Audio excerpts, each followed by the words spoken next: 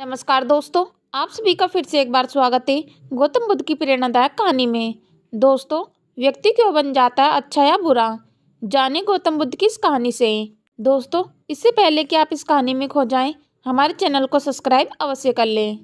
मानसिकता, संगत और उपदेश के कारण संसार में लोग दो हिस्सों में बटे हैं। इनमें एक अच्छे और दूसरे बुरे कहलाते हैं। लेकिन प्रश्न यह है कि कैसे और क्यों व्यक्ति अच्छा और बुरा बन जाता है। दोस्तों, गौतम बुद्ध की इस कहानी में अच्छा और बुरे व्यक्ति की प्रवृत्ति है, लेकिन सवाल यह है कि क्यों और कैसे व्यक्ति अच्छा और बुरा बन जाता है। वहीं इससे भी जरूरी चीज यह है कि अच्छा इंसान कैसे बने। आज संसार में चारों ओर बुराई ही बुराई है। दंगे फसाद, लड़ाई झगड़े, हत्या और आपराधिक कामों से जुड़ी खबरों की कोई कमी नहीं है। इसका कारण है इंसान का बुरा बनना। जब इंसान की प्रवृत्ति बुरी हो जाती है तो संसार भी बुराइयों से भर जाता है।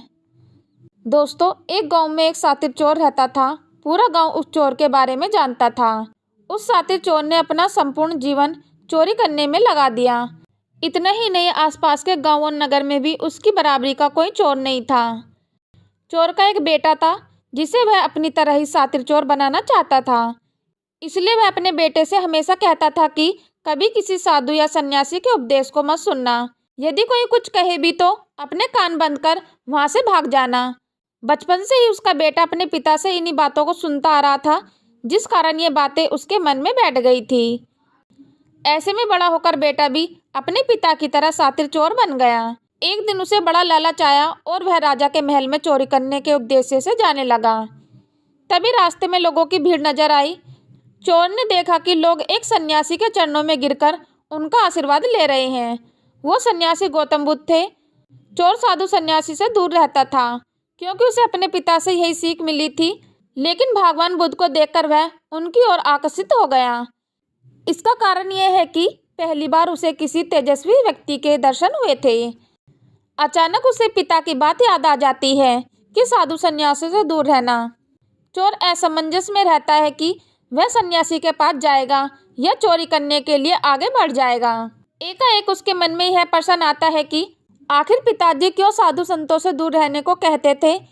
इसका उत्तर जानने के लिए चोर भी लोगों के बीच बैठ जाता है और भगवान बुद्ध के उपदेश सुनने लगता है। बुद्ध लोगों को झूठ बोलने की व्यर्था और विश्वासघात के बारे में बताते हैं। उपदेश समाप्त होने के बाद सभी लोग अपने घर लौट जाते हैं और चोर भी चोरी करने के लिए महल की तरफ निकल जाता है। लेकिन पूरे रास्ते वह यही सोचता रहता है कि क्यों न एक बार उस सन्यासी के उपदेश में कई बातों को मानकर देखा जाए।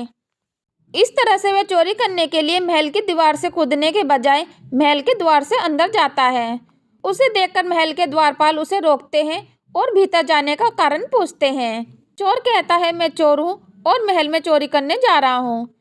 द्वारपाल उसकी बातें सुनकर हंसने लगते हैं और कहते हैं, जरूर यह महल का कोई सेवक या नौकर होगा और हमसे मजाक कर रहा है। यह सोचकर वे उसे महल के अंदर जाने देते हैं।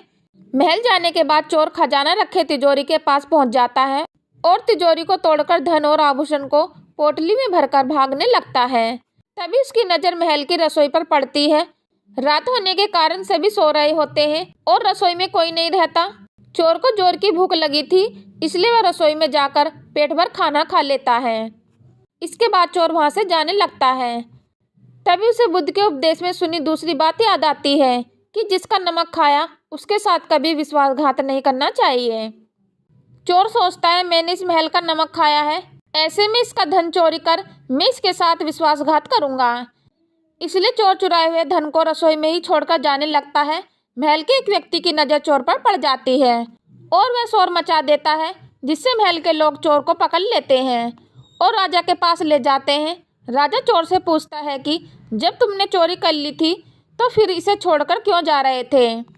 चोर कहता है, एक सन्यासी के उपदेश के कारण। चोर की बात से राजा प्रभावित होते हैं और उसे कहते हैं, अगर तुमने ऐसे उपदेश बचपन से ही सुने होते तो तुम कभी चोर बनते ही नहीं। इतना कहकर राजा ने उसे कोई सजा नहीं दी और छोड़ दिया। लेकिन राजा ने उससे कहा कि एक बात याद रखना, सही संगत और सही उपदेश से ही व्यक्ति अच्छा इंसान बनता है। बचपन से ही गलत संगत और गलत उपदेश मिलने के कारण वह बुरा व्यक्ति बन जाता है। संगत और उपदेश व्यक्ति का जीवन बदल देते हैं। दोस्तों आशा करती हूँ कि आप सभी को ये स्टोरी पसंद आई होगी, तो नीचे दी गए कमेंट बॉक्स में कमेंट करके अवश्य बताएं। यदि दोस्तों आपने अभी तक हमारे चैनल को सब्सक्राइब नहीं किया तो चैनल को सब्सक्राइब और वीडियो को लाइक कमेंट अवश्य कर दें। चलो तो दोस्तों मिलते हैं फिर नेक्स्ट वीडियो में नए ज्ञान के साथ। हम लेते हैं आपसे विदा। धन्यवाद।